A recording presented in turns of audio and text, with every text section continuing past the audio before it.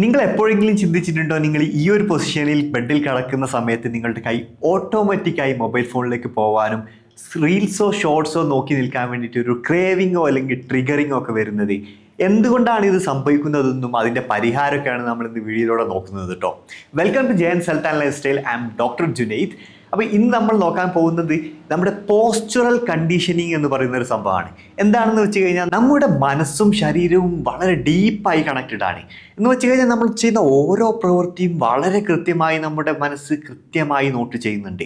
നമ്മൾ mobile phone ഉപയോഗിച്ചിട്ട് ബെഡിൽ ഇതുപോലെ കിടക്കുകയോ അല്ലെങ്കിൽ നിങ്ങൾ റിലാക്സ്ഡായി ഈ ഒരു പൊസിഷനിലൊക്കെ ഇരുന്നു കൊണ്ട് ഇങ്ങനെ കാണുകയാണെങ്കിൽ എന്താണ് സംഭവിക്കുന്നത് എന്ന് വെച്ച് കഴിഞ്ഞാൽ നമ്മുടെ തലച്ചോറ് ഈ ഒരു പ്രവൃത്തിയെ നോട്ട് ചെയ്യുകയും അതുമായി ബന്ധപ്പെട്ടുണ്ടാകുന്ന റിസൾട്ടുകൾ, അതായത് ഇപ്പോൾ നമ്മൾ റീൽസൊക്കെ കാണുന്നത് നമുക്ക് സന്തോഷമല്ല കിട്ടാറ്, അല്ലെങ്കിൽ ഡോപ്പമിൻ എന്ന് പറയുന്ന ഒരു ന്യൂറോ ട്രാൻസ്മിറ്റർ ഉൽപ്പാദിപ്പിക്കാറില്ല. ആ ഡോപ്പമിൻ ഹിറ്റിനൊക്കെ കൃത്യമായി നോട്ട് ചെയ്യും.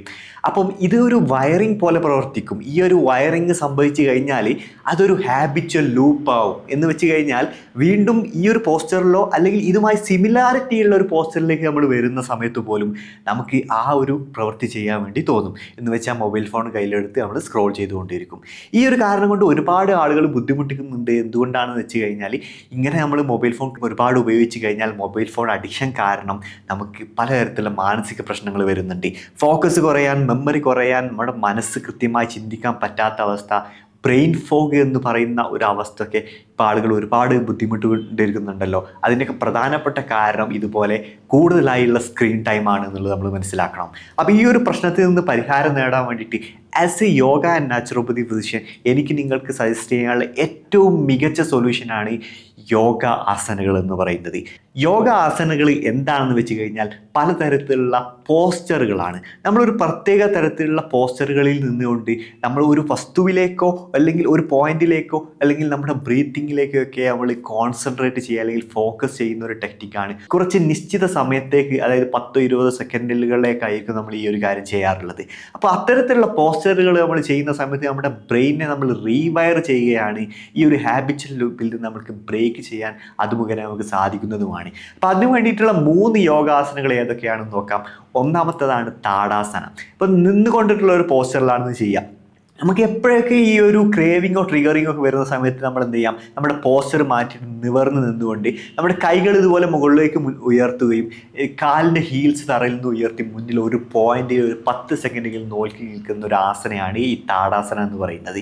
ഇനി രണ്ടാമത്തത്, നിങ്ങൾക്ക് ബെഡിൽ നിന്ന് തന്നെ ഒരു ആസനം ചെയ്യണമെന്നാണെങ്കിൽ അല്ലെങ്കിൽ കിടന്നുകൊണ്ട് തന്നെ നിങ്ങൾക്ക് ഒരു ആസനം ചെയ്യണമെന്നാണെങ്കിൽ നിങ്ങൾ എന്ത് ചെയ്യുക, സേതുബന്ധാസനം ചെയ്യുക. ഇതുപോലെ കിടന്നുകൊണ്ട് നിങ്ങൾ എന്ത് ചെയ്യുക, കാല് ഒരൽപ്പം അകത്തി വെച്ചിട്ട് മുട്ടുമടക്കി കാല് തറയിൽ ഇതുപോലെ വെച്ച് ഹിപ്പ് മുകളിലേക്ക് ഉയർത്തുക.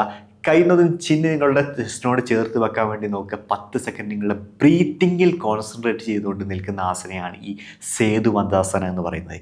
ഇനി നിങ്ങൾക്ക് ഈ ഒരു ഹാബിറ്റിൽ മുമ്പിൽ നിന്നും പുറത്ത് കടന്നാൽ മാത്രമല്ല, കുറച്ചുകൂടി നിങ്ങളുടെ ഫോക്കസ് നല്ല രീതിയിൽ ഇമ്പ്രൂവ് ചെയ്യണം, നല്ല നല്ല കാര്യങ്ങൾ ചെയ്ത് നല്ല പ്രൊഡക്റ്റീവായ കാര്യങ്ങൾ ചെയ്ത് മുന്നോട്ട് പോകണം എന്നുള്ള ആളുകളാണെങ്കിൽ നിങ്ങൾക്ക് ചെയ്യാവുന്ന ഒരു ആസനയാണ് വൃക്ഷാസന എന്ന് പറയുന്നത്.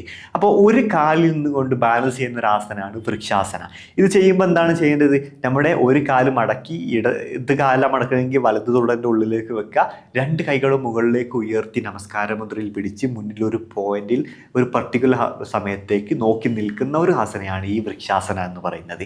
അപ്പം ഈ ഒരു ആസനം നിങ്ങൾ ഒരു കാലിൽ ചെയ്ത് കഴിഞ്ഞാൽ മറ്റേ കാലിൽ നമുക്ക് ചെയ്യാവുന്നതാണ്. അപ്പോൾ ഇതൊക്കെ ചെയ്യുന്ന സമയത്ത് നമ്മുടെ കണ്ടീഷൻഡ് ആയിട്ടുള്ള നമ്മുടെ ആ വയേർഡ് ആയിട്ടുള്ള കാര്യങ്ങൾ നമുക്ക് ബ്രേക്ക് ചെയ്യാൻ പറ്റുകയും നമ്മുടെ ഹാബിറ്റിനെ നമുക്ക് കൃത്യമായി കൺട്രോൾ ചെയ്യാൻ പറ്റും, സ്ക്രീൻ ടൈം കുറക്കാൻ പറ്റും. അപ്പോൾ എല്ലാവർക്കും വളരെ യൂസ്ഫുൾ ആവുന്ന ഒരു കാര്യമാണ് ഈ വീഡിയോയുടെ ഞാൻ പറഞ്ഞിട്ടുള്ളത്. തീർച്ചയായും നിങ്ങൾ എല്ലാവർക്കും വേണ്ടി ഷെയർ ചെയ്ത് കൊടുക്കണമെന്ന് അഭ്യർത്ഥിക്കുകയാണ്. അടുത്ത നല്ലൊരു കണ്ടന്റുമായിട്ട് കാണാം. അതുവരേക്കും ഗുഡ് ബൈ.